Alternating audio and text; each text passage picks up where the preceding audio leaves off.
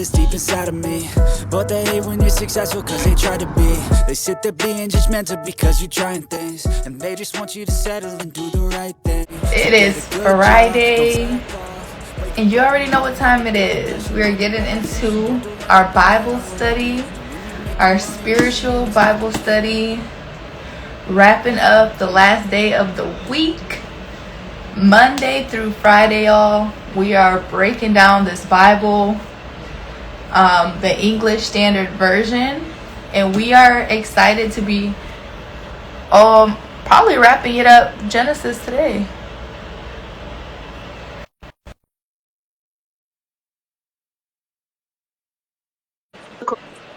Is Leo? Okay. Leo, Hello. Hi. welcome. I forgot. What? My other phone is dead. Oh no. But I have a physical Bible for kids. Okay. So, it's not the English Standard Version, it's the New International Version, and it's for kids. But we can still follow along. Okay. The Y'all. words might be slightly different. Bro, this has been here this whole time. I could have opened this. Wow, Leo. You slacking. I originally got this for a friend and her kids. Not even gonna lie. I got this for her kids. But, It didn't work out that way. it just didn't. Okay. Just didn't. So, Listen, I'm excited. Are you excited, Leo? I am. We probably about to end the book of Genesis today. We are, without hesitation. We are wrapping up Genesis. Yeah. Okay. We've been putting in work to make it through to Genesis. Work. If you have not seen these Bible studies, y'all need to go check us out on our pages or go to YouTube. Our YouTube, which is literally our name, Leo the Lion or Riah's Voyage. Y'all, what a beautiful little journey we are right now. It has been a lot. It's been a lot. It's definitely been a lot that we've learned. Yes. It's been ups, downs, some anger. A little bit of all these emotions. All the emotions. We even had some teardrops with Joseph. Yes. Joseph been boo-hooing. We've had plot twists. Oh, yeah. Turning our heads around. And we all had to reread stuff twice to make it make sense. So, yeah, I'm excited to be wrapping up this Genesis. Yeah. So since we're also at the end, I do want to share because I know that I talked about, I wanted to jump to the New Testaments, which I finally see where the New Testament starts. Mm-hmm. But I saw this picture that broke down the Bible for us in a super simple way, and so it highlighted the first. I think it was the first 4 or 5. I think it was the first 1, 2, 3, 4, 5. Yeah, the first 5 chapters in the Bible. So from Genesis to Deuteronomy, it highlighted all of those, and it called those the laws. The laws. Just that's what it said. The laws. So I kind of want to continue reading up until the end of Deuteronomy to get all the laws, so we got to understand it, and then I want to go to the New Testaments, and it marked the first four books, so Matthew's, Mark, Luke, and John. The first 4 of those are the gospel. So these are the people that talked about Jesus, pretty much. Yeah. So yeah, I kind of want to do it like that. I'm down with it. We'll continue on with the book of Exodus after Genesis. Exodus.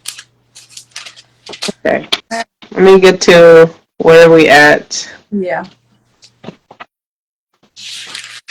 So we read like 3 chapters last time. 47, 8. Wait.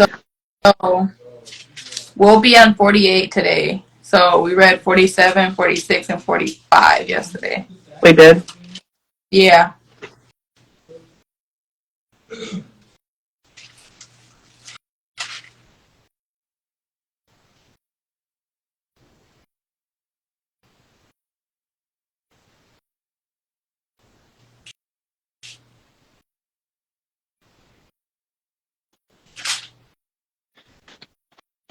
Oh, man. This looks different. Oh, I forgot because you don't have the same thing. Oh, Lord.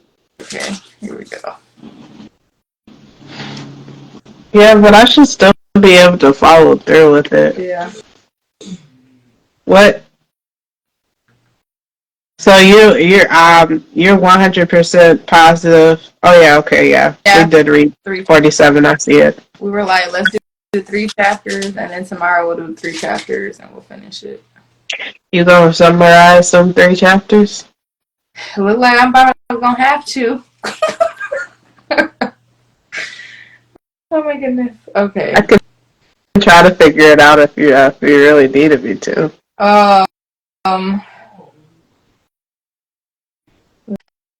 So basically, Joseph, he has sent his brothers back to pick up their dad, right?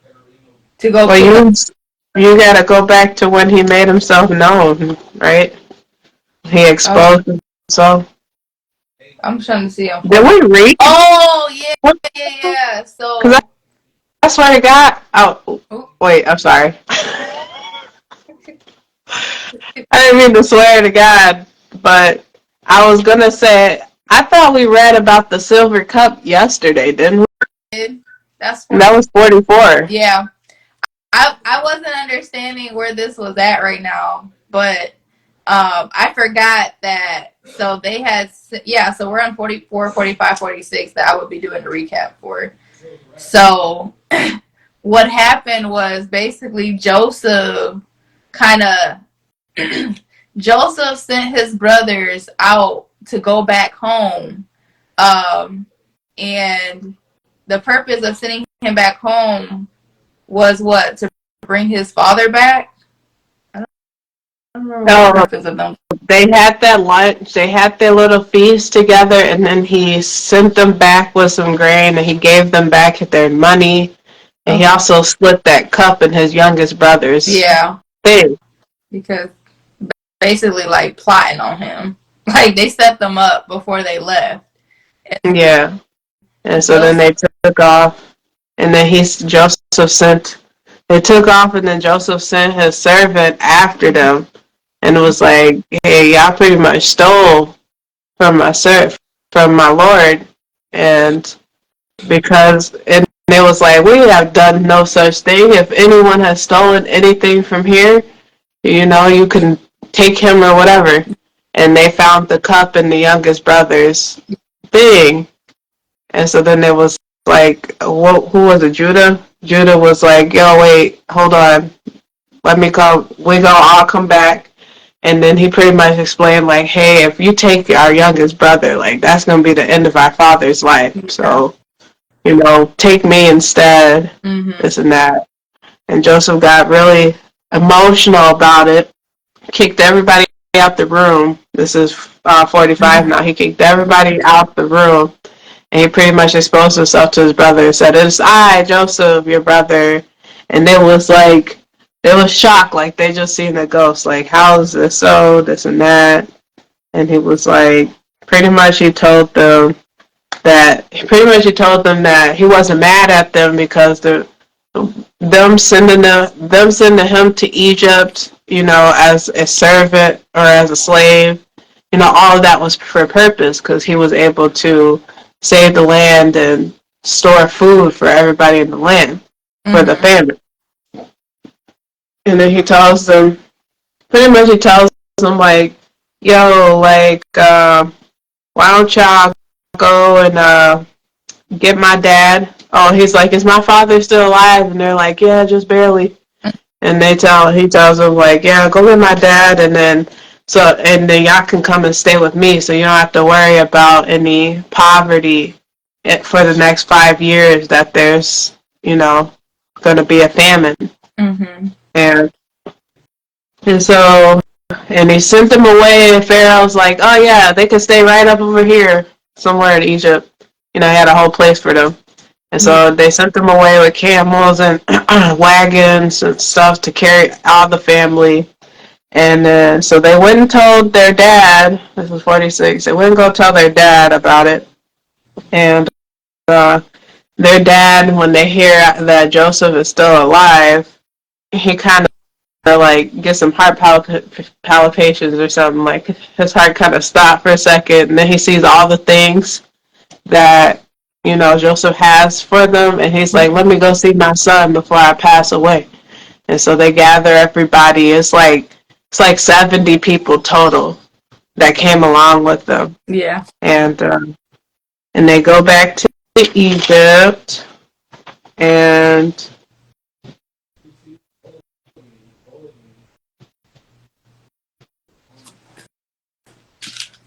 I feel like we're at 47 now. Didn't you only do 2 chapters? That's 44, 45, and 46. Oh, okay. So 47, 48. I don't know how that went down like that. Hold on.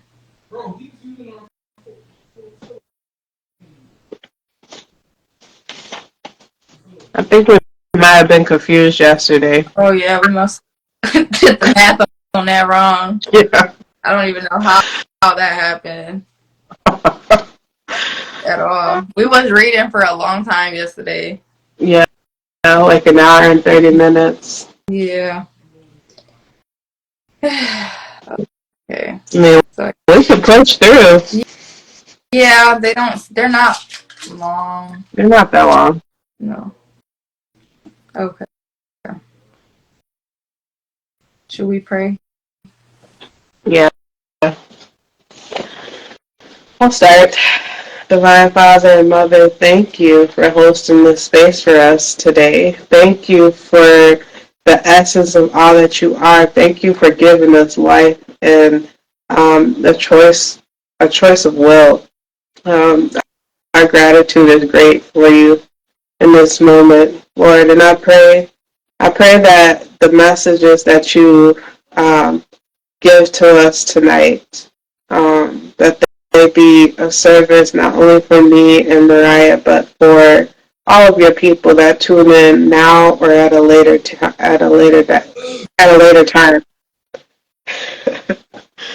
Lord, I just pray for your protection and your guidance, and not only for us, but for all your peoples, and for anyone that may be struggling or going through some kind of affliction, Lord, I pray that you keep your hands over them. Anybody that might be in the hospital tonight, anybody that might be at war, else that you keep them in your presence, and continue to reassure them that you are there. You still want that relationship with them.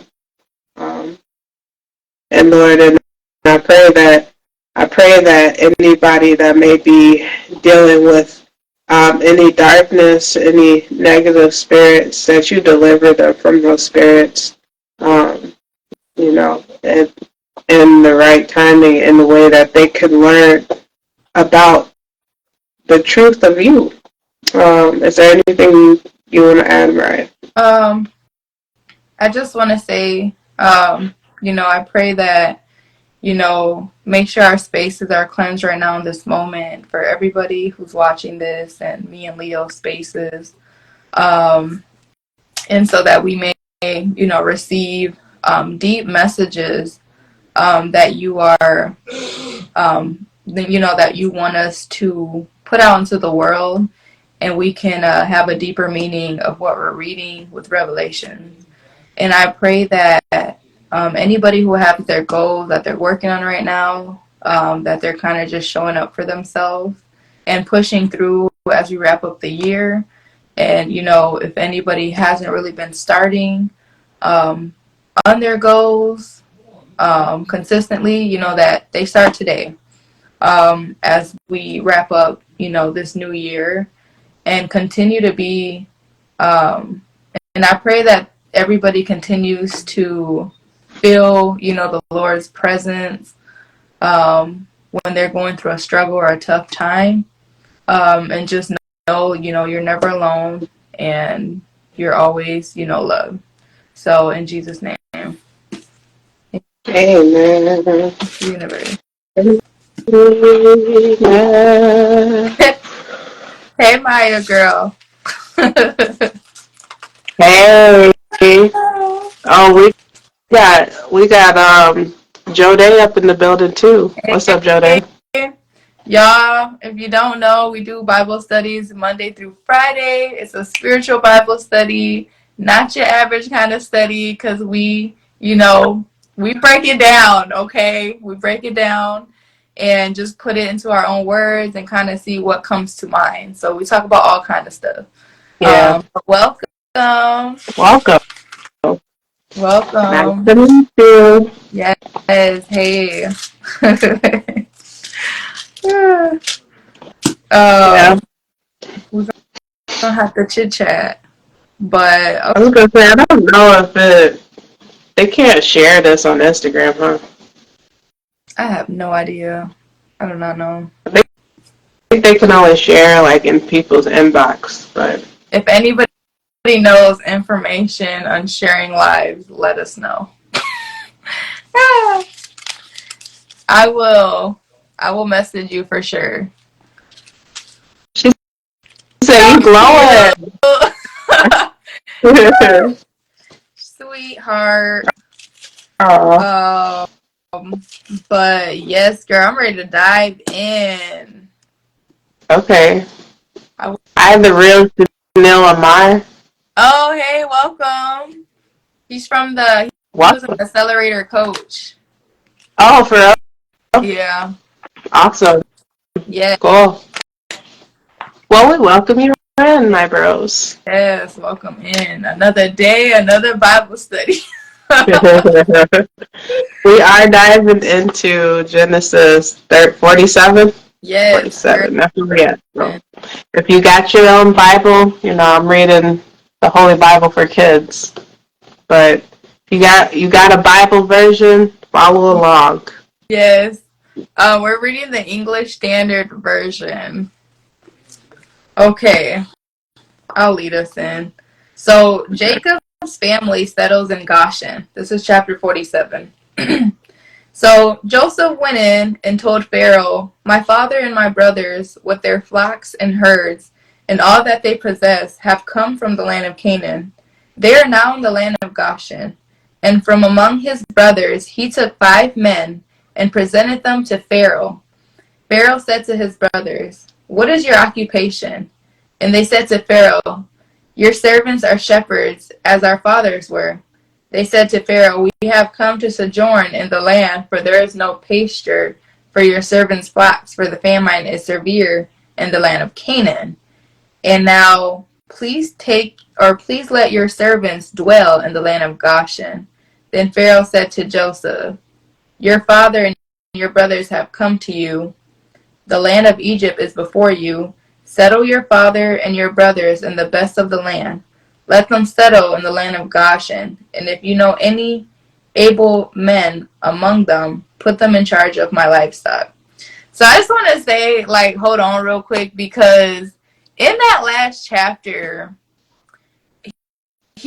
Joseph was telling his brothers to not tell Pharaoh he's a shepherd, because it would degrade them. So he already knew that, because they're Hebrews. I guess.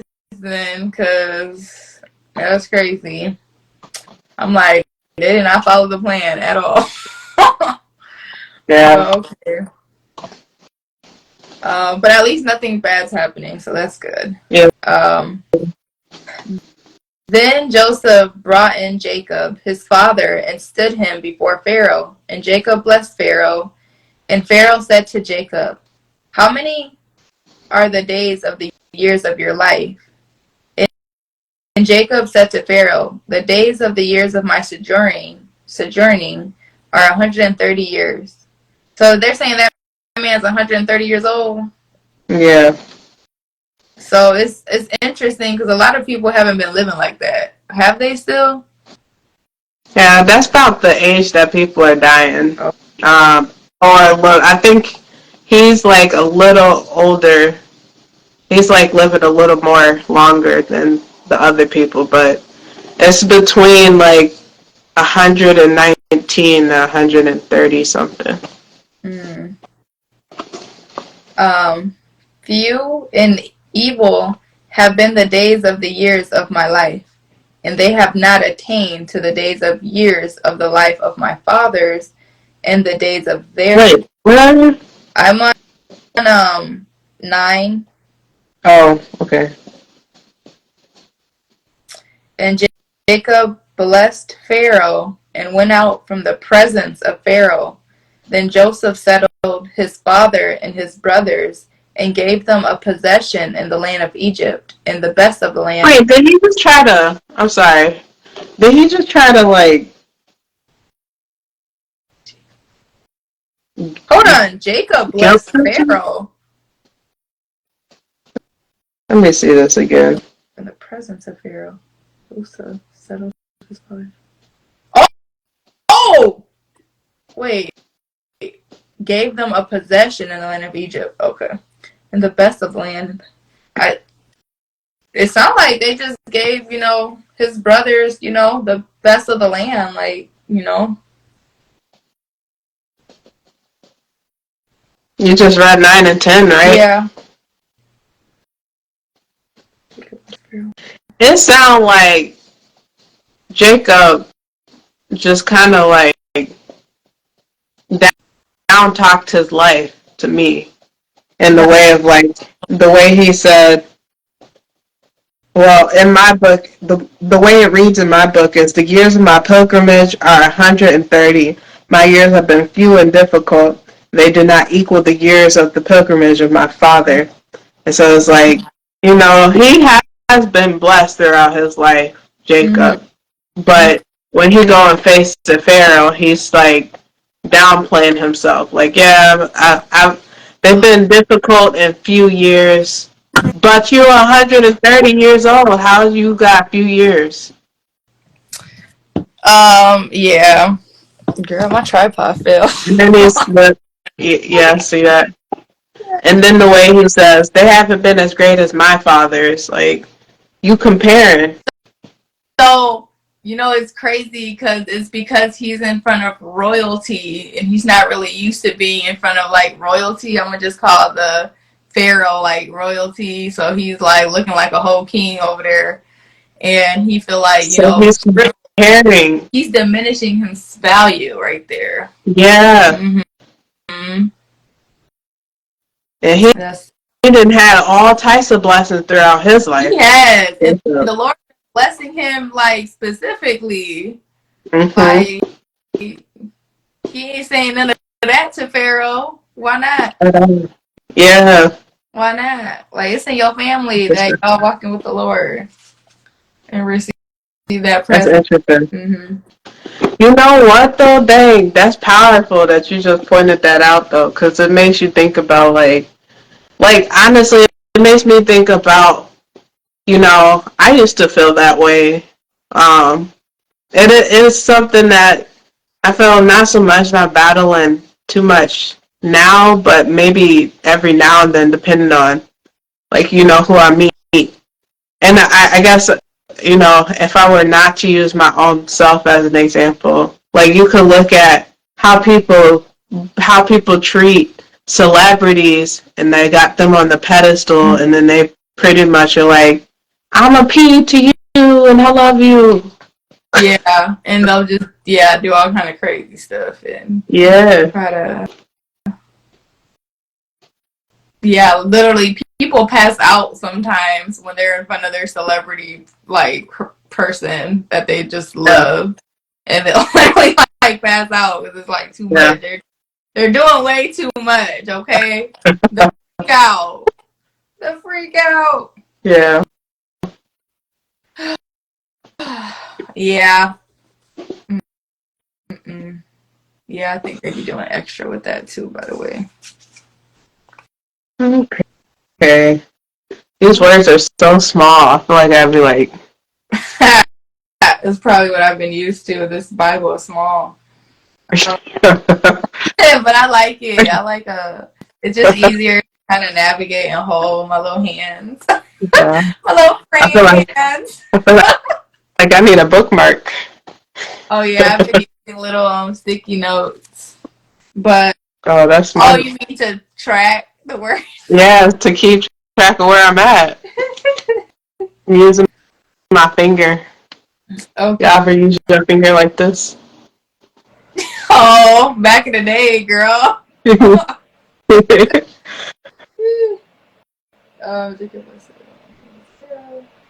Okay.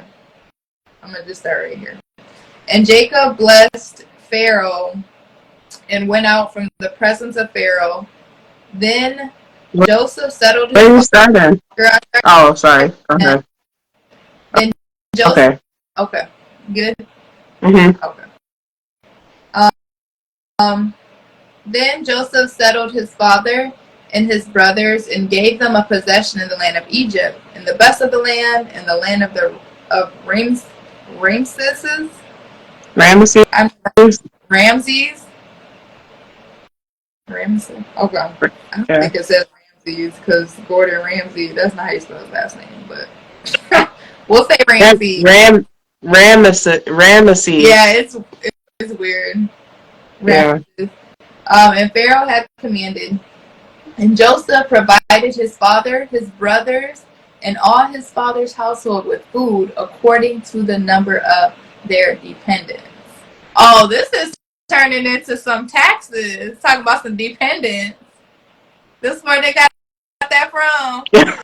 How many dependents you claiming? Triggered. Well, your book says dependents. Mine says the number of their children. Yeah.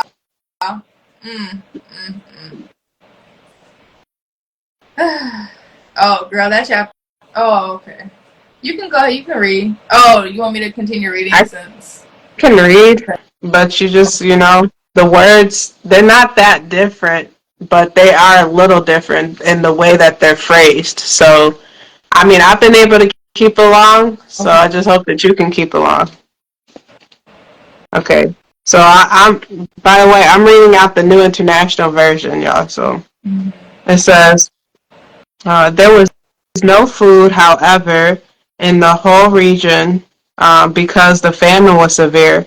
Both Egypt and Canaan wasted away because of the famine. Joseph collected all the money that was to be found in Egypt and Canaan in payment for the grain they were buying. He brought it to Pharaoh's place. When the money of the people of Egypt and Canaan was gone, all Egypt came to Joseph and said, "Give us food. Why should we die before your eyes? Our money is all gone." "Then bring your livestock," said Joseph. "I will sell you food in exchange for your livestock, since your money is gone." So they brought their livestock to Joseph, and he gave them food in exchange for their horses, their sheep, and goats, their cattle and donkeys. And he brought them through that year with food in exchange for all their livestock. Which I think that was a power move, honestly. The fact that, okay, even though it's unfortunate that everybody else is getting poorer while Joseph is getting richer. I mean, that's unfortunate for everybody else. Yeah. But, You know, the fact that, okay, they ran out of money, nobody has money anymore, so Joseph got all the money now, and now they still need food, but there still has to be an equal exchange. He's not just giving out free food, Yeah. you know? And so in exchange for the food, it's like, okay, well, if you ain't the money, I'll take your animals, bring them here, you know? Yeah. I feel like that's like negotiating, you know, understanding your clients still need a service. They still need a service. So if they don't have what you're asking for, but they still need that service, maybe you can negotiate something that they do have in exchange, but still making it clear that there has to be an exchange. Yeah.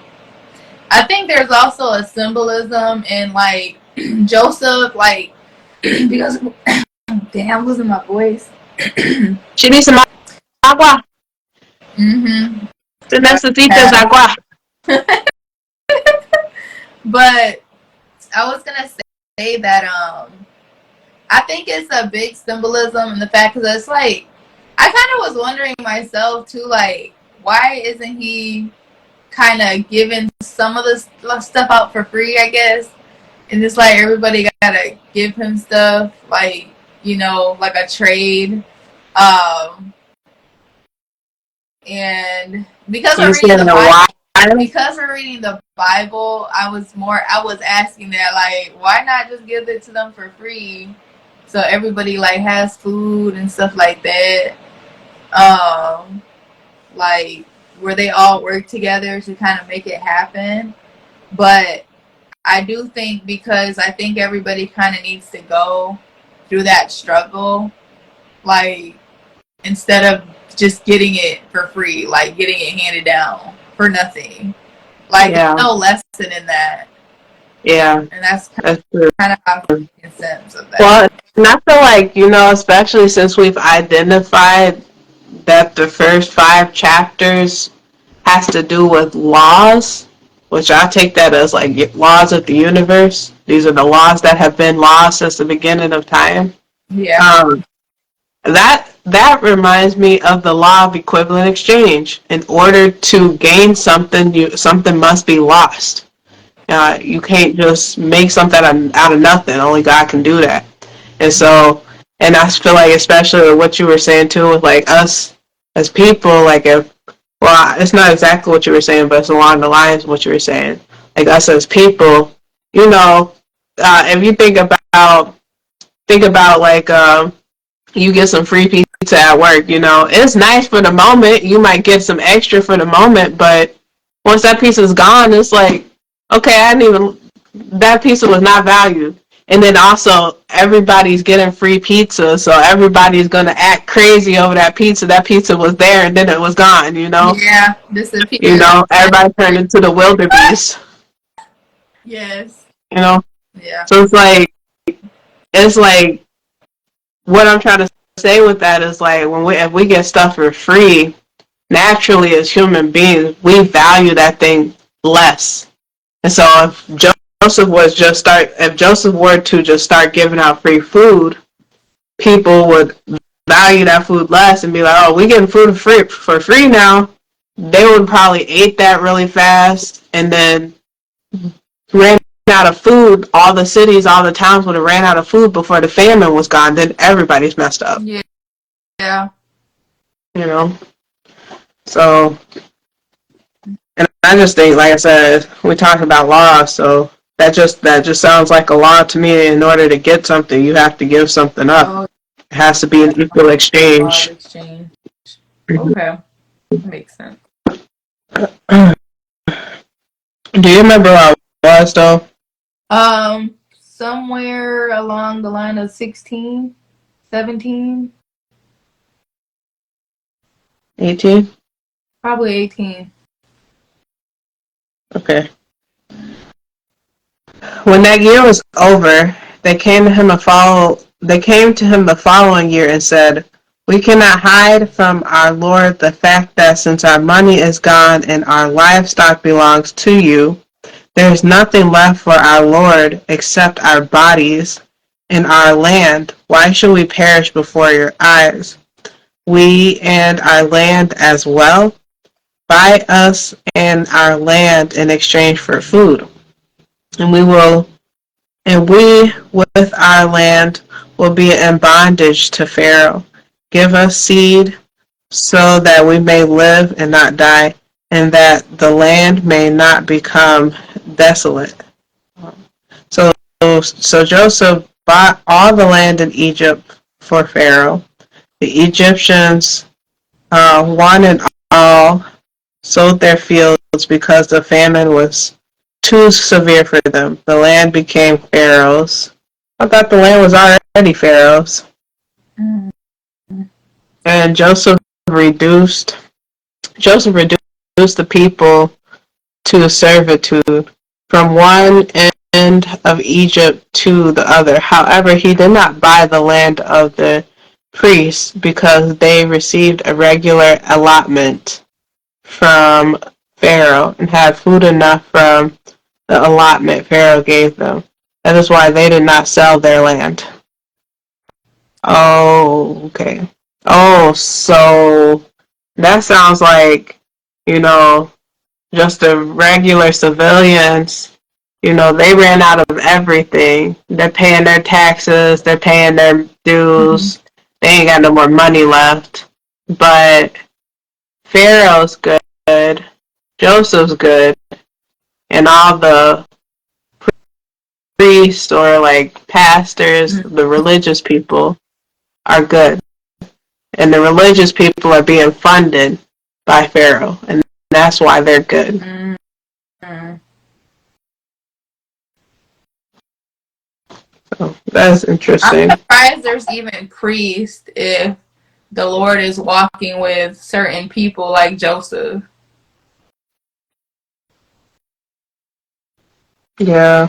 That's kind of... Well, I mean, it's a lot of people in the land, and don't think the Lord is walking that closely to everyone, Mm-hmm. And I'm sure they're probably, with some twisted priests. Yeah, I'm sure. But, yeah. Anyways, Joseph said to the people, "Now that I have brought you and your land today for Pharaoh, here is seed for you so you can plant the ground. But when the crop comes in, give a fifth of it to Pharaoh. The other 4/5 you may keep as seed for the fields, as food for yourself and your household and your children. You have saved our lives," they said. "May we find favor in the eyes of our Lord. We will be in bondage to Pharaoh." So Joseph, which I guess I'm confused here because how are they able to even take the seed and make crops if the land is famine? Like if it's not growing anything, how are they able to reproduce? I don't know. I don't know. The only thing I can think of is like, has a lot of time passed where things are starting to change, or no? Well, I guess a lot of time has passed. I don't think it's been the 5 years yet, but it's been at least 2 or 3. Mm-hmm. Or maybe they got some type of tricks up their sleeve to make that crop happen, girl. Some type of a miracle grow formula.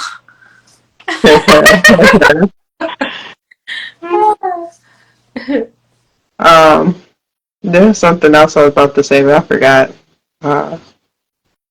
It says, "You have saved." Oh wait, I think I read that right. Did I read that? Oh yeah. So Joseph established it as a law concerning land in Egypt, still in force today. A fifth of, dang dude, that a fifth of the produce belongs to Pharaoh. It was only the land of the priests that did not become Pharaoh's. Does yours say still in force today? Are you by 22? I'm on Oh, 26. girl. So Joseph made it a statute concerning the land of Egypt, and it stands to this day that Pharaoh should have the fifth. The land of the priests Oh, alone should not become. so it just says it differently. Yeah. But yeah, so interesting. So I wonder if it is true that way in America. I don't understand how it works, but pretty much saying like a fifth of our earnings goes to government. That's how I take that. Girl. Yeah, probably. I think more than a fifth goes to the government, if you ask me. At this point, yeah, huh? Yeah. And then they're doing all this extra stuff and we paying for it. Whenever things pop off, it's gonna reflect on us. Like y'all need to, like, what do I wanna say? The higher ups need to handle their business amongst themselves and leave us out of it. Yeah. Leave us all the way out of it. Shoot. Yeah. Okay, let's see. A fifth of the produce belongs to Pharaoh. It was only the land of the priests that did not become Pharaoh's. Now Israelites settled in Egypt in the region of Goshen. They acquired property there and were fruitful and increased. And were fruitful and increased greatly in number. Jacob lived in Egypt 17 years, and the years of his life were 140. Jacob. Mm. Oh, okay. Oh, you know it's funny because 147. 147 years. Mm-hmm. Oh, okay. Thought you said a different number. Yeah, I just stopped in the middle of saying it. Okay. Because I got confused for a second. Because I thought they were talking about Joseph, but it was Jacob. Uh, but, yeah. Okay. When the time drew near for Israel to die, he called for his son Joseph and said to him, "If I have found favor in your eyes, put your hand under my thigh and promise that you will show me kindness and faithfulness. Do not bury me in Egypt, but when I rest with my fathers, carry me out of Egypt and bury me where they are buried. I will do as you say," he said. "Answer to me," he said. And Joseph swore to him. And Israel worshipped. I said answer. He said, "Swear to me," he said. And Joseph swore to him. And Israel worshipped as he leaned on the top of his staff. Okay. So he's about to die. Mm-hmm. The paragraph? I think it's interesting. They've lived there for an extra, so they lived there for an extra 17 years. Okay, so now they must be out of the famine. So maybe you was right. Mm-hmm. And he don't want to be buried there. He don't want to No, he wants rest to. his soul there. Because that's not really his home. And it makes sense in the sense like, because Egyptians how they treat Hebrews, like I wouldn't want to be buried in your land either. You don't respect our culture, who we are. So yeah, that makes sense. Yeah.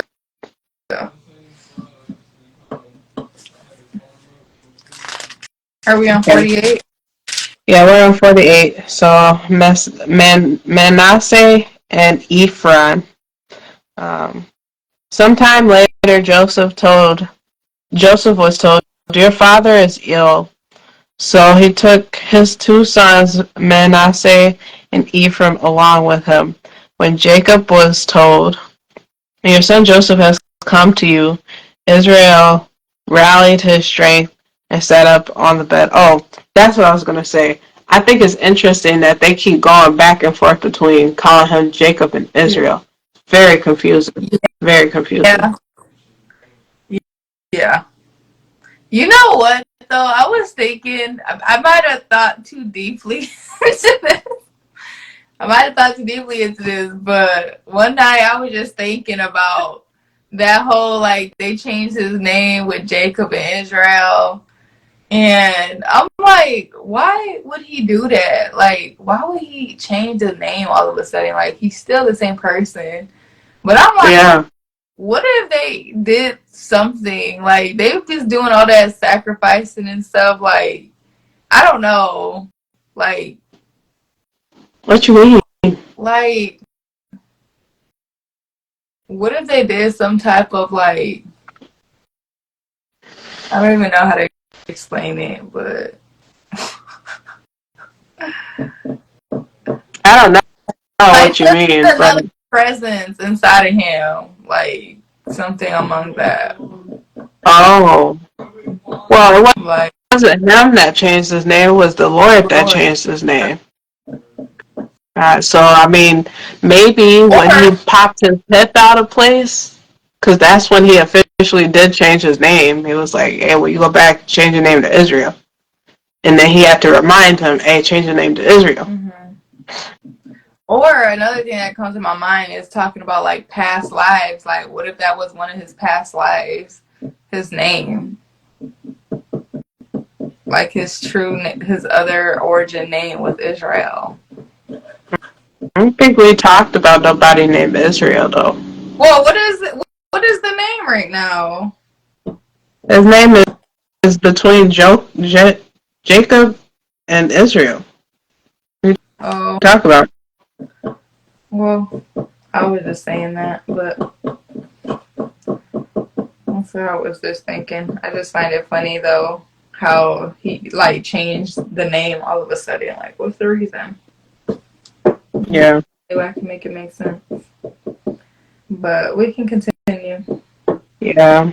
I think the only way to make it make sense would be we have to maybe go back and see if we can find context around why the Lord, because it wasn't him that changed his name, it was the Lord that changed his name and told him, hey, you should be called Israel from now on. And I think he said something about because he changed his name to Israel because he fought he fought against people like his uncle, and he fought against the Lord. He wrestled the Lord, and he was still prevailing. I think that's why that he named him Israel. Oh. So maybe that's why his name keeps going back and forth between Jacob and Israel, because he is like, he been kind of almost close to death. We've been thinking that this man about to die for a minute, and he still lived another 17 years. So he keeps prevailing. And then plus he did pop his hip out of place all those years ago, so he's still prevailing. Maybe that's why. Possibly. Anyways, uh, where am I? I don't know. Excuse me. Okay, here I am. At 3. Jacob said to Joseph, God Almighty appeared to me at Luz in the land of Canaan, and there he blessed me, um, and and said to me, I am going to make you fruitful and increase your numbers. I will make you a community of people, and I'll give you this land as an everlasting possession to your descendants after you. Now then, your 2 sons born to you in Egypt before I came to you here will be reckoned as mine. Uh, Ephraim and Manasseh will be mine, just as Reuben and Simon are mine. Any children born to you after them will be yours. In the territory they inherit, they will be reckoned under the name of their brothers. As I was returning to Padan, uh, to my Sarah Rachel, to my sorrow, Rachel died in the land of Canaan while we were still on the way, a little distance from Ephraim. So I buried her there beside the road to Ephraim, that is Bethlehem. When Israel saw the sons of Joseph, he asked, "Who are these?" Uh, they are the sons God has given me here, Joseph said to his father. Then Israel said, "Bring them to me so I may bless them." Now Israel's eyes were failing because of old age, and he could hardly see. So Joseph brought his sons close to him, and and his father kissed them and embraced them. Israel said to Joseph, "I never expected to see your face again, and now God has allowed me to see your children too." And Joseph removed them from Israel's knees and bowed down with his face to the ground. And Joseph took uh, both of them, Ephraim on his right towards Israel's left hand, and Manasseh on his left towards Israel's right hand, and brought them close to him. But Israel reached out his right hand and put it on Ephraim's head. Though he was the younger, and crossing his arms, he put his left hand on Manasseh's head, even though Manasseh was the firstborn. Then he blessed Joseph and said,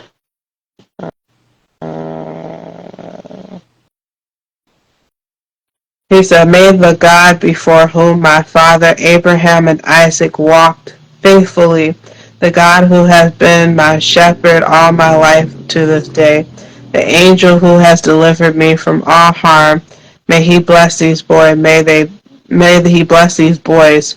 May they be called by my name, and the names of my fathers Abraham and Isaac, and may they increase greatly on the earth."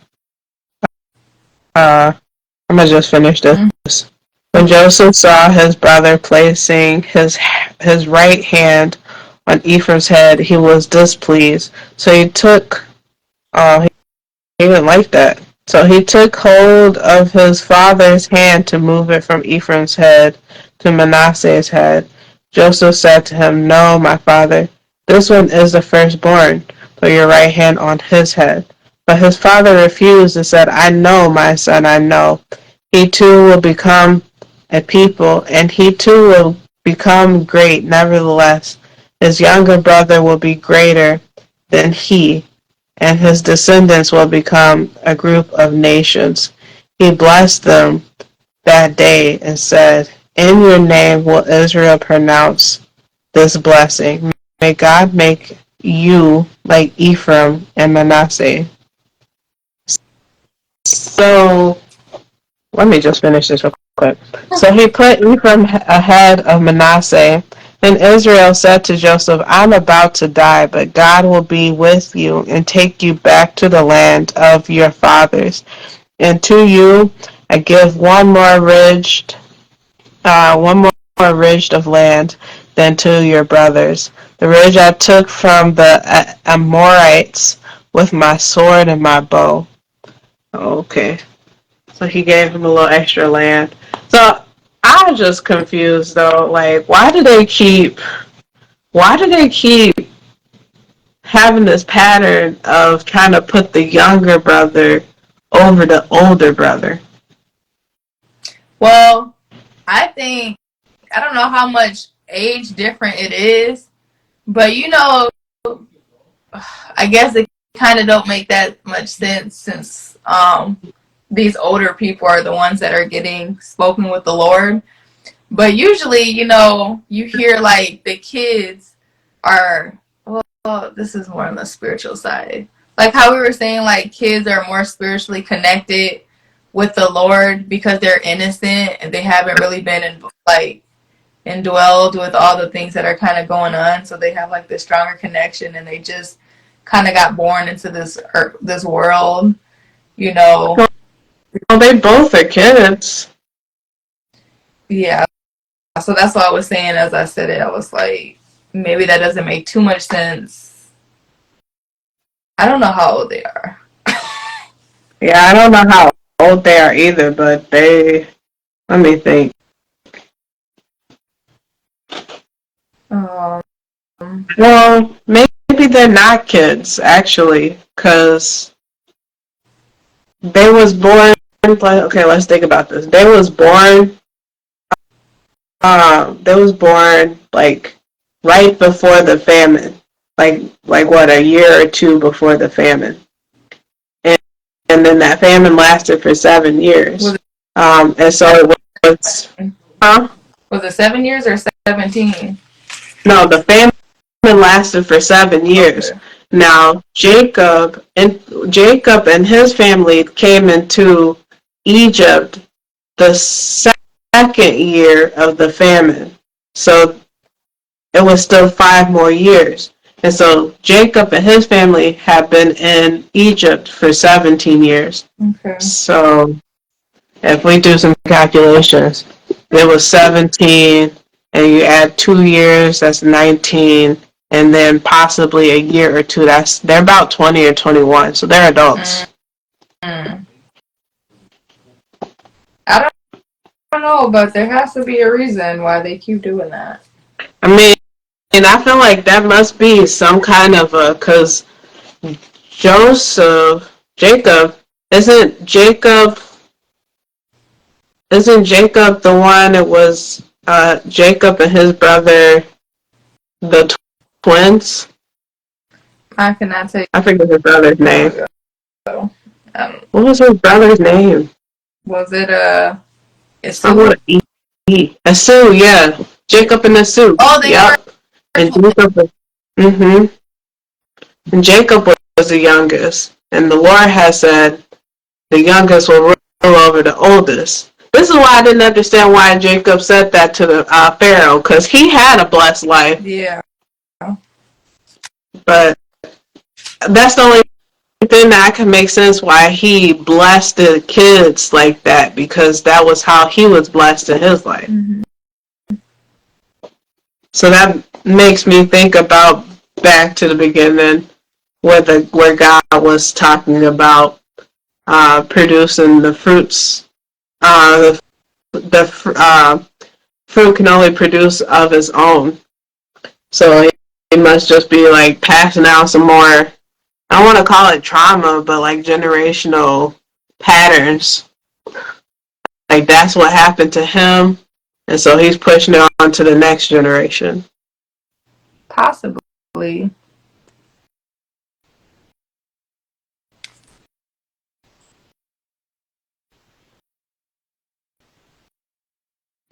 Interesting. Yeah. You ready to get into 49? Yeah, Am, are we going to go ahead and finish this up today? Yes, woman.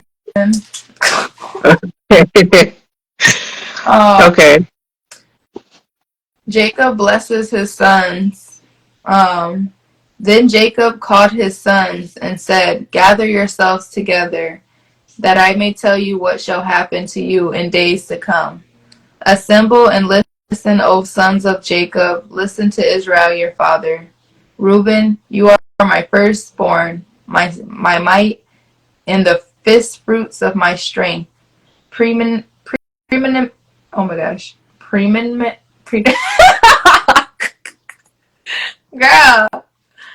I don't know what words you're reading, so I can't help you out here. Preeminent. I ain't never heard this word in my life. In dignity and preeminent in power. Unstable as water, you shall not have preeminence. You might need to look that word up. Do you know what that means? I don't, but I'm not able to do that right now. Okay. But, I mean, I can tell you from my book what it says. Oh, yeah. It says, Reuben, you are my firstborn, my might, the first sign of my strength, excelling in honor, excelling in power, Okay. turbulent as the water, you will no longer excel. Okay. So, just basically just telling him, like, those are the strengths that he possesses. He's so he's honorable. He's saying that he's honorable and he's powerful,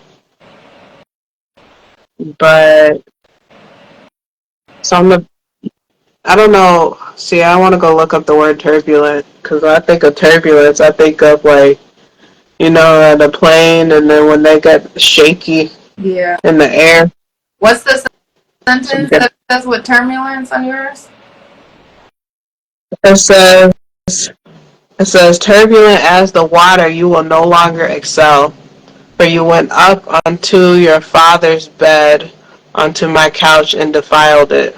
Oh, they're just talking about like the current and the waves, like the turbulence from the water and that aspect. So like things can get rough.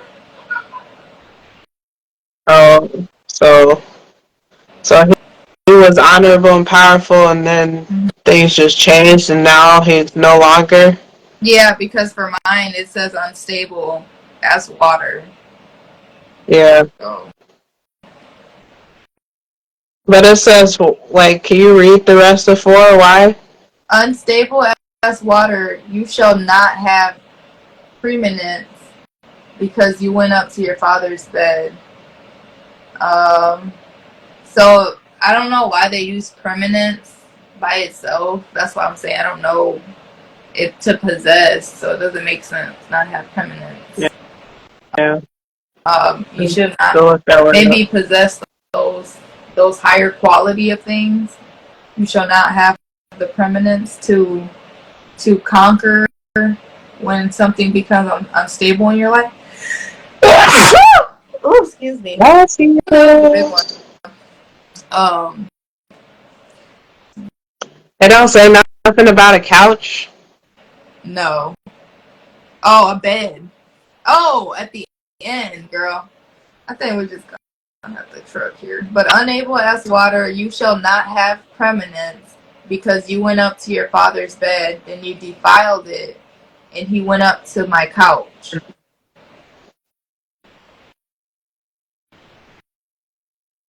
Is he saying that he banged somebody on the couch, bro? And then his bed? That's what it looked like to me. That's why he's not excelling. He has permanence anymore. No way. I don't know, but we're gonna have to keep checking it up. Yeah. Simon and Levi are brothers. I can't believe they're being mentioned right now. Weapons of violence are their swords. Let my soul come not into their counsel. O my glory, be not joined to them, to their company. So Simon and Levi are those brothers that avenge their sisters like rapists, right? Yeah. So they're getting mentioned right now. They haven't been mentioned. Yeah, well, I mean, Simon was one of the people that he locked up while the other brothers was traveling. Mm-hmm. But yeah, he's like talking to all his sons right now. Yeah.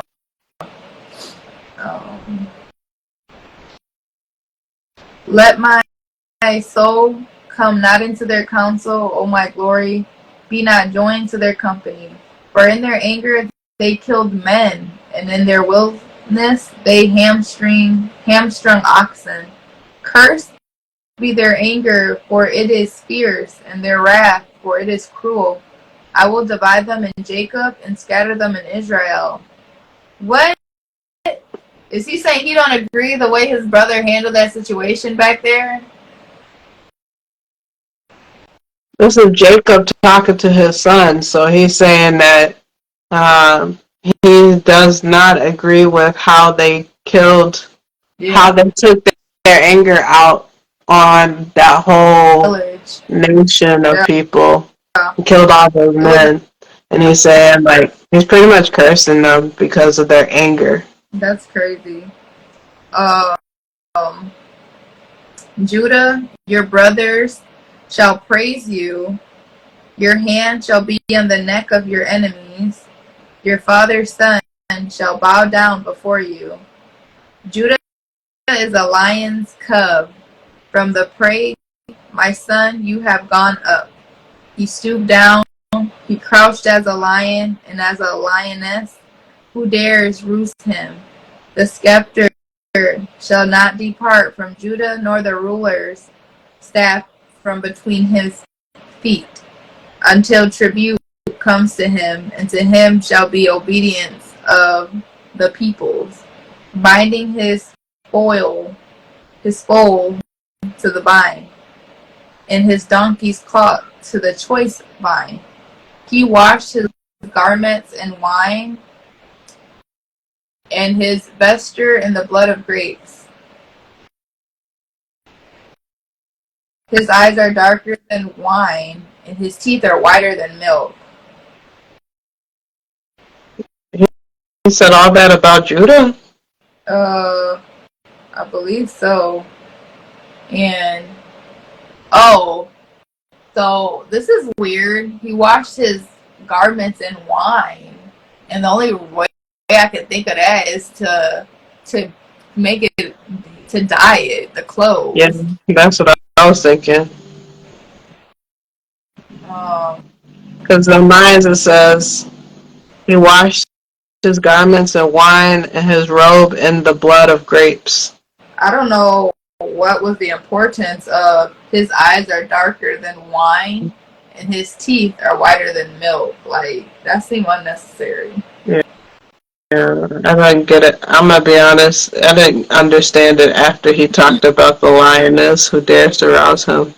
Well, the scepter will not depart from Judah, nor the ruler's staff from between his feet, until he to whom it belongs shall come, and the obedience of the nations shall be his.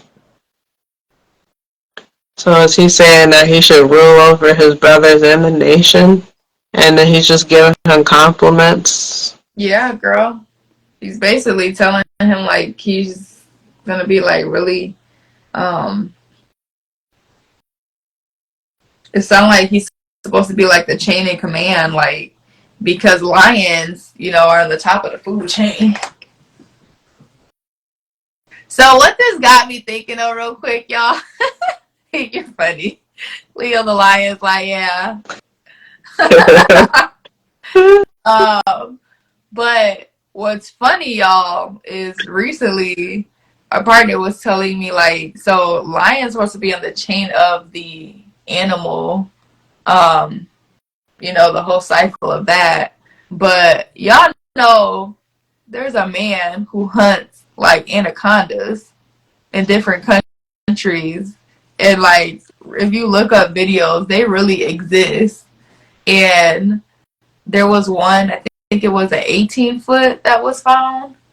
But there was a huge one. The guy said he jumped on it and couldn't even grasp his hands around him. So literally, like, hit the head on the anaconda was the size of this man's, like, whole torso. That was just his head.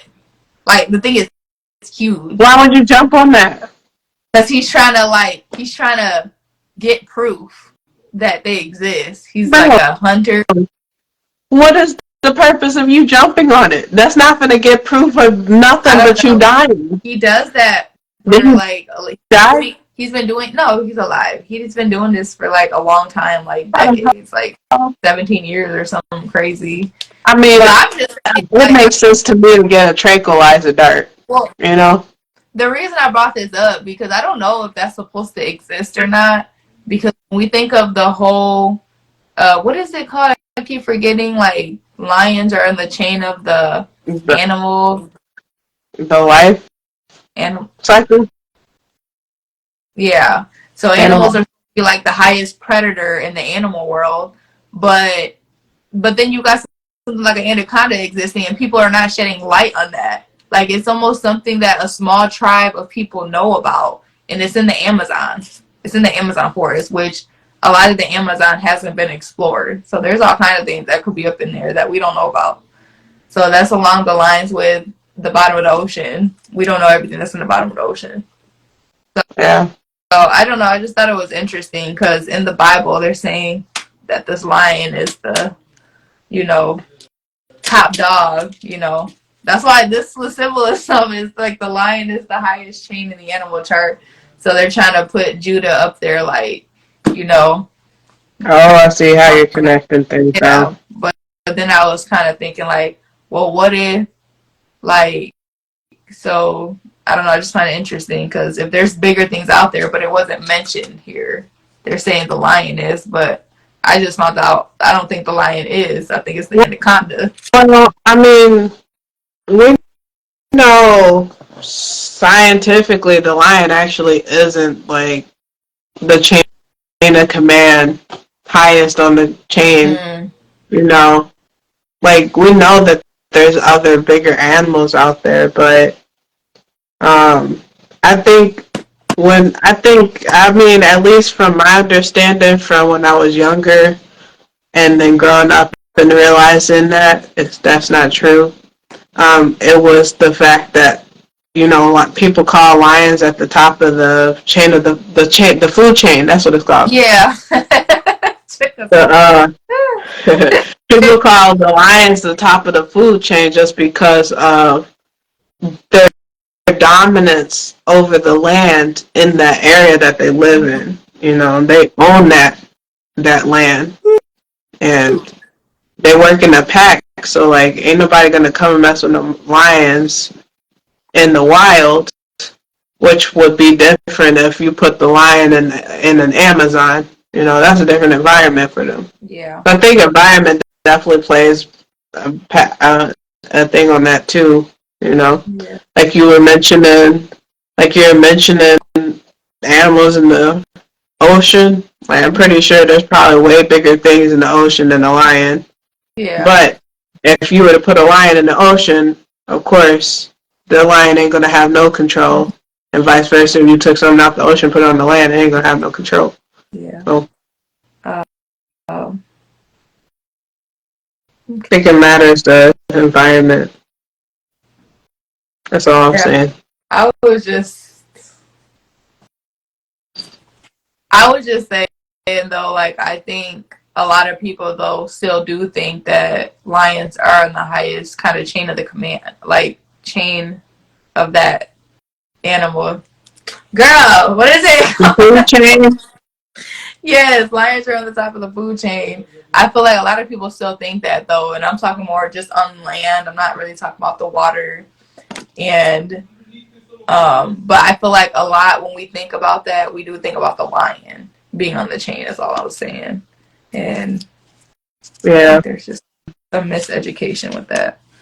But okay, where were we? I think we're at 13. Okay.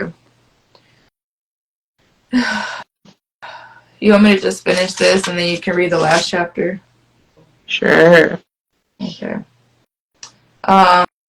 Zebulun shall dwell at the shore of the sea. He shall become a haven for ships, and his border shall be at Sidon.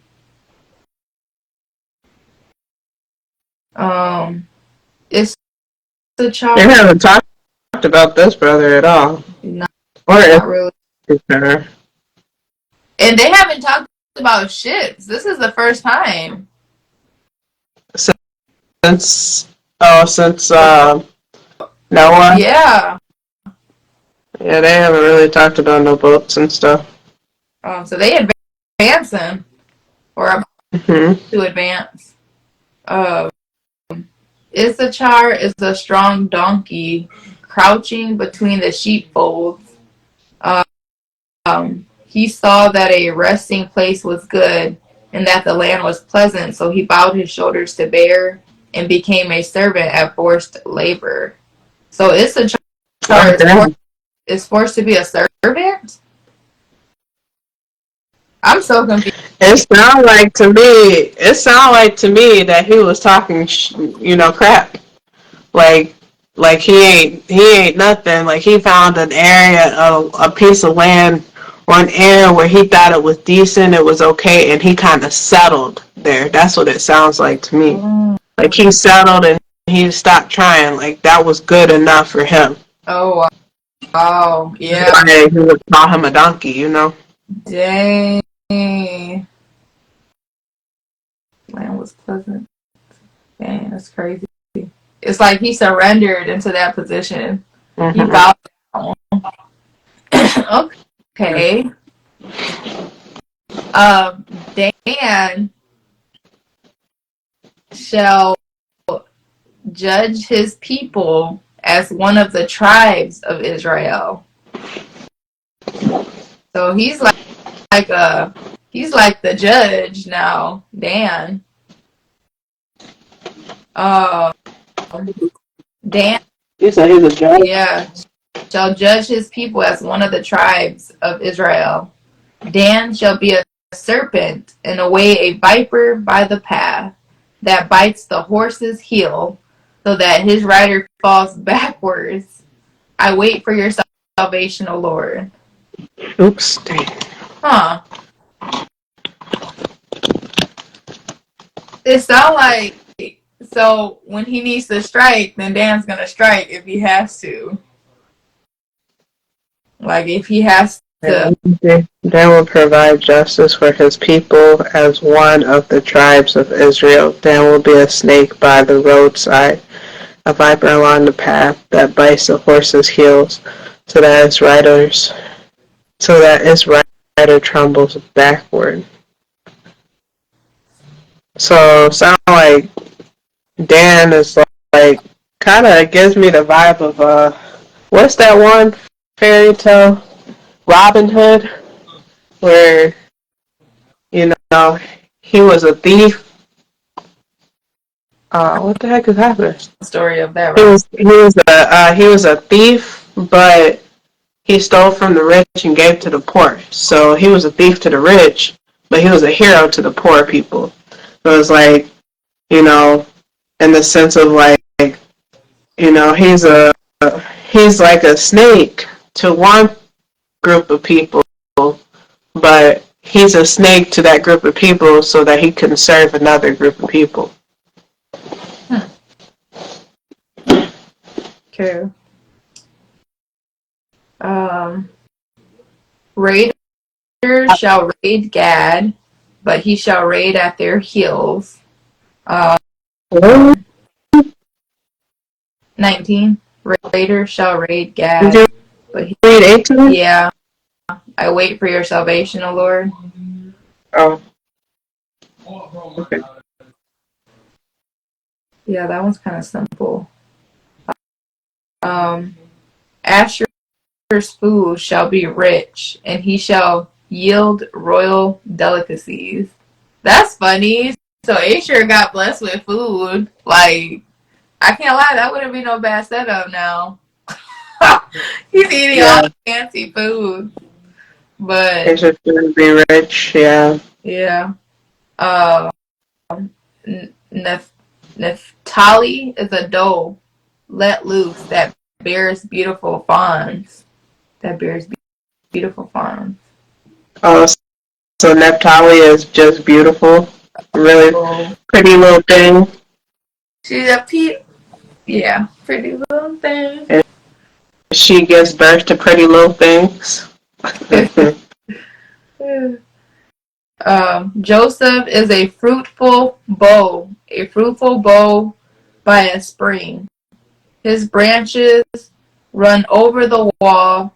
The archers bitterly attacked him, shot at him, and harassed him severely, yet his bow remained unmoved. His arms were made agile by the hands of the mighty one of Jacob. From there is the shepherd, the stone of Israel. So basically, like, people are attacking him, but he ain't attacking back. Because I feel like, and that's how it has been his whole life. He's just like, dang, this man got a strong mindset. Like, his mind is solid, and he trusts in the Lord and knows that the Lord will protect him. So he's not worried, and he knows he don't have to really fight back or, go with violence. Yeah. Okay. You can't just like, like everybody just calm down. Like, was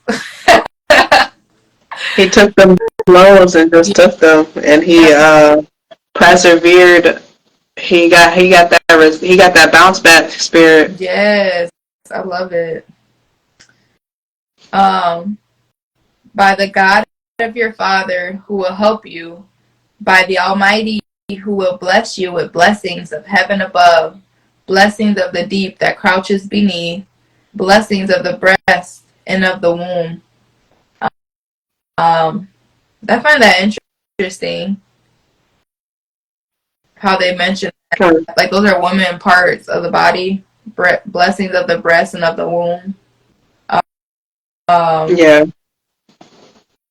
yeah, and that makes me The think of one just like of the woman. yeah, and of like the productive organ, like being able to what is it, um, bear child, like get the children to live because your breasts are going to give the milk for those babies, and then the womb is going to create life. Yeah. So, Yeah. so they're showing Yeah. to that woman's body, as I feel like all men should be. Respectfully, okay. Creation and nurturement. That's how I got that. Mm-hmm.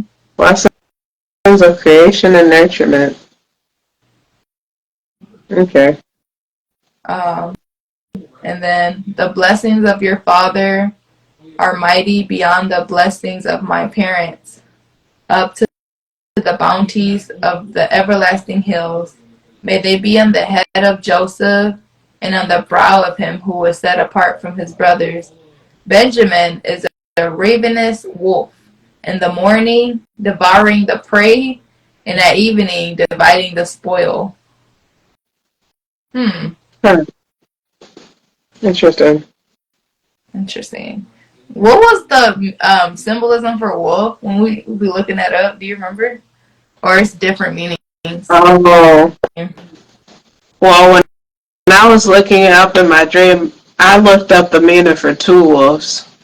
So, which I don't know if that has a different meaning for just one wolf. Mm-hmm. But the meaning for two wolves was that one of them was like positive, one of them was like um, fear, uh, fear, and uh, something negative, and one was uh, joy and something positive. I can't remember exactly what it was, but that's what that was.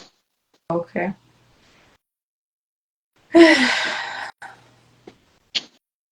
um, Jacob's death and burial. Oh, you didn't read 28. That's 28, yeah. It has a That title. is it? Yeah. Oh. I'm reading it right now, unless you want to read it. No, go ahead. It just, in my book, that title comes after 28. Oh, okay. All these are the 12 tribes of Israel. This is what their father said to them as he blessed them, blessing each with a blessing suitable to him. Then he commanded them and said to them, I am to be gathered to my people. Bury me with my fathers in the cave that is in the field of Ephron the Hittite, in the cave that is in the field at Machpelah, to the east of Mamre, in the land of Canaan, which Abraham brought with the field from Ephron the Hittite to possess as a burying place. Um, there they buried Abraham and Sarah, his wife. There they buried Abraham and Sarah. Hold on, I just reread the same line. There they buried Isaac and Rebekah, his wife, and there I buried Leah. The field and the cave that is in it were bought from the Hittites. When Jacob finished commanding his sons, he drew up his feet into the bed and breathed his last breath, um, and was gathered to his people.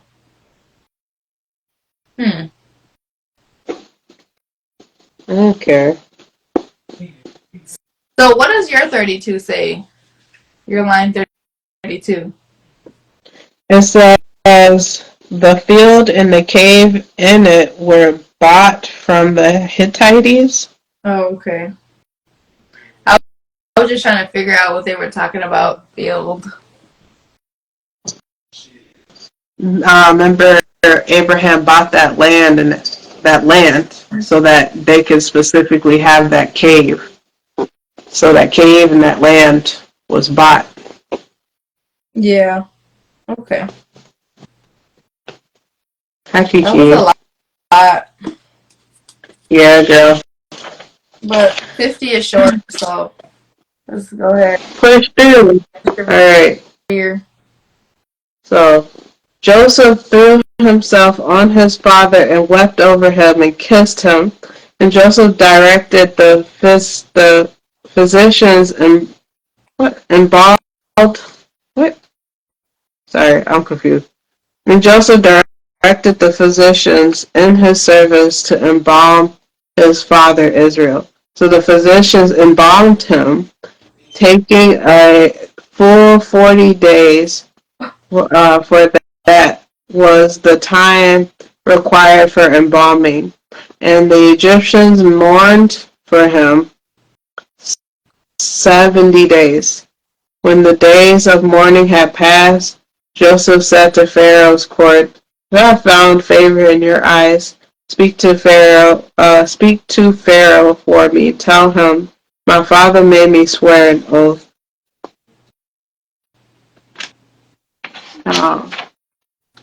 I got confused because it said his court, not him. Chichi, you all up in the camera.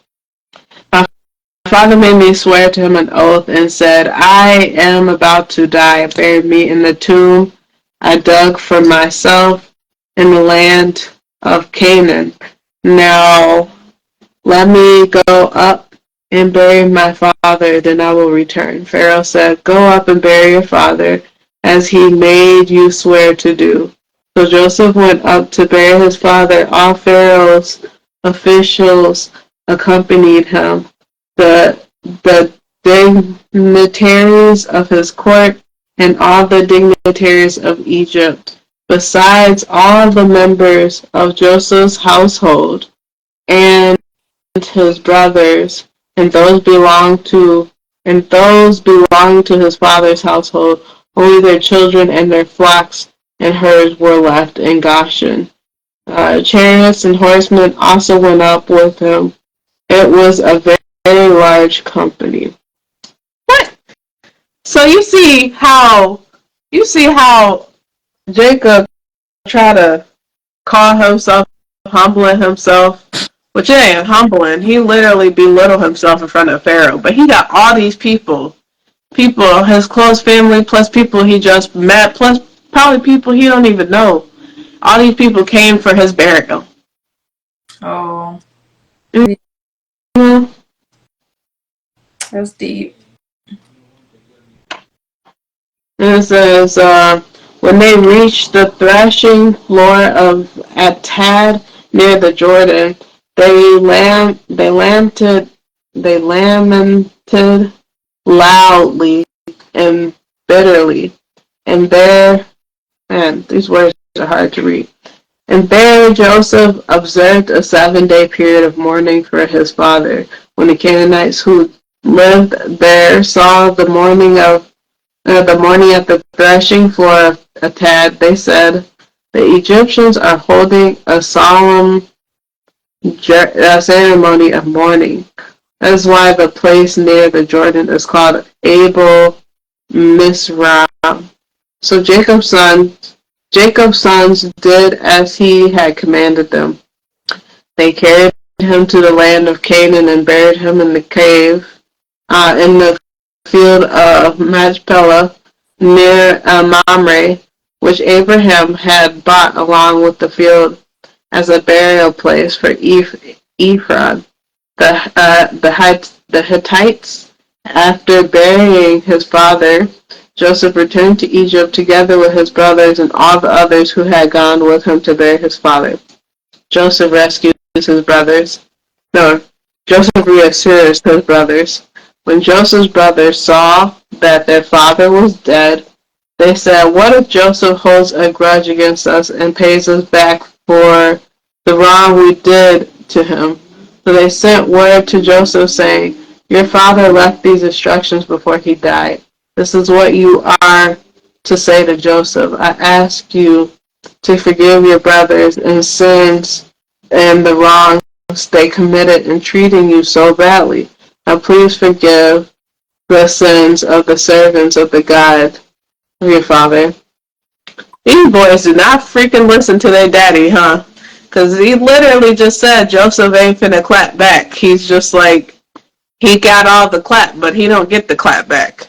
Yeah, that's funny. They scared. They scary. They scared. They so scared. That's so funny. I wasn't even expecting them to still be thinking about it. So they know. They really are regretful that they did that, and they're very like just the worst thing that they've done, and they can't seem to move past it. But it seemed like making his peace with it. But they scared because now you did something bad. Now you worry about the repercussions. Just don't do nothing bad. And what that made me think of too, like, you know how people be like, karma, that's your karma, this and that, whatever. Like, it made me think of, like, because they didn't really, like, I don't know what their karma was. I don't know if they got any karma, if they got anything bad that happened to them, except what was that, Judah? Except Judah and, that whole prostitute situation with whatever. Yeah. With his sons dying. But, I was just thinking, like, they're not really getting nothing for that. And so, like, all that fear that they're building up is literally just coming from them. I feel like I'm having a deja vu right now, yeah. Ooh. Yeah. They've created their own, like, demons, basically, and they're carrying them, and it's haunted them that they did that. Yeah. It's crazy. Mm-hmm. Oof. That's like their childhood trauma. Dang. That's their childhood trauma. They caused that trauma on themselves. Yeah. But I guess it shows you, too, how much they've grown up, too, because they can look back at that time and they're regretful of it. Yeah. Anyway, it says, where is it? Okay. Now please forgive the sins of the servants of the God of your father. When the message came to him, Joseph wept. His brothers then came and threw themselves down before him. "We are your slaves," they said. And Joseph said to them, "Don't be afraid. I am in the place of God." No, am I in the place of God? You intended to harm me, but God intended it for good to accomplish what is now being done, the saving of many lives. So then, don't be afraid. I will provide for you and your children. And he reassured them and spoke kindly to them. The death of Joseph. Joseph stayed in Egypt along with all his father's family. He lived 110 years and saw the third generation of Ephraim's children, also the children of Machir's son of Manasseh, were placed at birth on Joseph's knee. Then Joseph said to his brothers, "I'm about to die, but God will surely come to your aid and take you out of this land to the land he promised an oath to Abraham, Isaac, and Jacob." And Joseph made the Israelites swear an oath and said, "God will surely come to your aid, and then you must carry my bones up from this place." So Joseph died at the age of 110, and after they embalmed him, he was placed in a coffin in Egypt. I knew that's what that meant, that involvement. They wrapped him up with that tissue like they do the Egyptians. Yeah. Mm-hmm. That's crazy. But hey, what are the stages of the death? Like grief stages? How many are there? There's 7 stages of grief. Right? Mm-hmm. There's Bro, 7. there's 7 stages of grief. They were mourning for 7 days. We got 7 chakras. What if each chakra is a point that we need to go through? It's like a That's what I was doing last night. girl, that's deep. Like, if you're grieving, in order to really go through it, you need to go through each of your chakra. Oh my goodness. Yeah. I can see how that connects. Your root, your solar plexus, your, what is the third? I can remember. The stages of grief is, I don't know if I can remember them in order, but it is denial, Acceptance. acceptance, yeah, is the last one. It's denial, it's depression, it's anger, it's bargaining, um, I don't remember. Okay. I don't know. I haven't looked them up It like is that. acceptance. There's 2 more. I forget.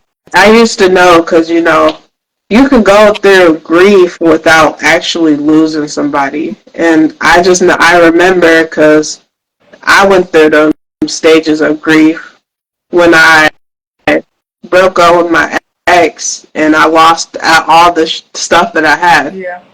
I had to go through the 7 stages of grief. I had realized that when I was in the stage of like, oh, denial. Did I say that? Yeah, I think so. Oh, yeah. I realized that when I was in the stage of like forgiving or something. I think that's one of the stages. Yeah. Or accepting or surrendering or something like that. Girl, I can't remember. I'm this is deep for me right now, y'all. Because I did not think of the 7 grief, like seven steps of going through grief, like associated with your 7 chakras. Like, y'all already know, we're kind of about the numbers over here. So, yeah. 7 is a strong representation. It's like you hear 7 and talking about it in the sense of that aspect. Like, I just don't see any other way except talking about those 7 points in your body, those 7 energy kind of chambers in your body, right? Energy flows from the bottom and goes, Yeah. Yeah. That's deep.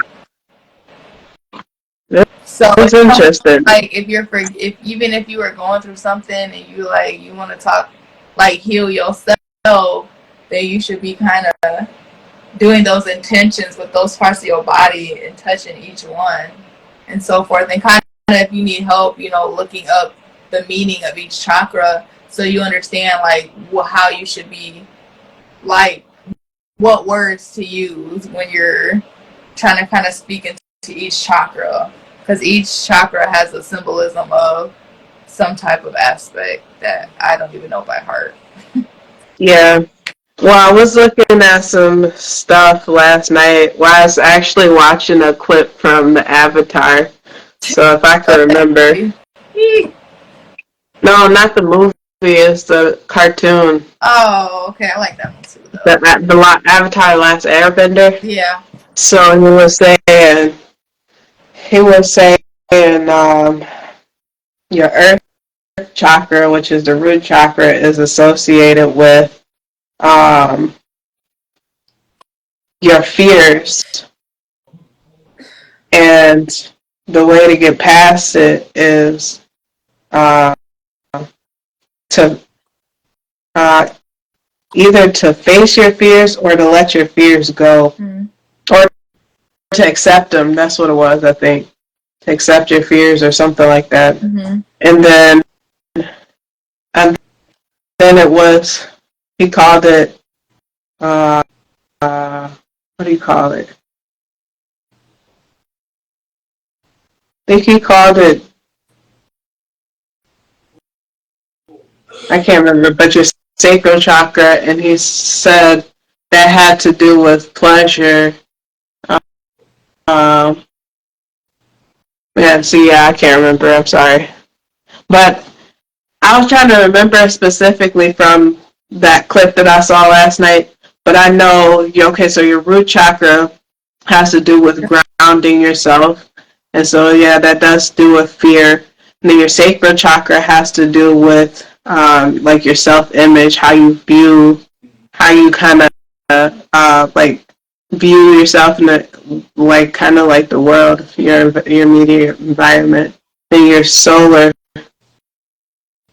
plexus, yeah, that's the next one. Your solar plexus, wait, I think I get the sacral and the solar plexus mixed up, honestly. But yeah, they're kind of similar but not the same. And then you got you said what? Go ahead, finish up. I was just. Then you got your heart.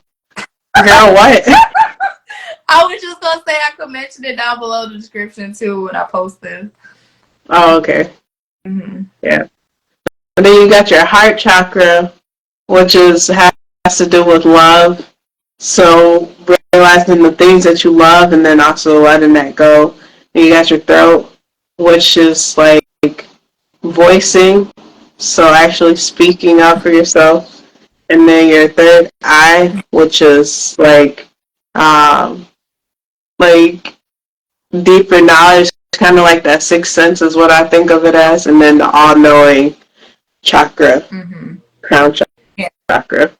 I just want to say too, even like setting an intention and placing your hand on your chest is like super powerful and comforting. Like, I think naturally, even, we might just reach for our chest, sometimes, like during a stressful time, maybe.